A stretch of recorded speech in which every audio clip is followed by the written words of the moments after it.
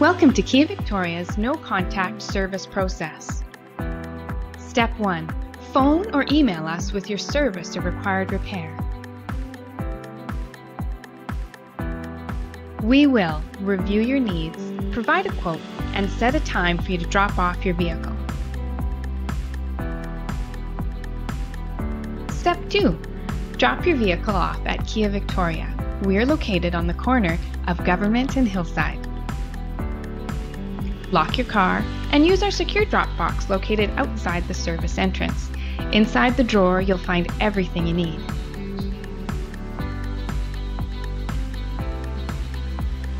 Step 3. When your service is complete, we'll reach out to let you know it's ready for pickup. We'll review your invoice and allow you to pay with a credit card over the phone. Step 4. Call us when you arrive and we'll have your car, keys, and paperwork ready for pickup. Our no-contact service process is safe and easy. For more information, go to kiavictoria.ca.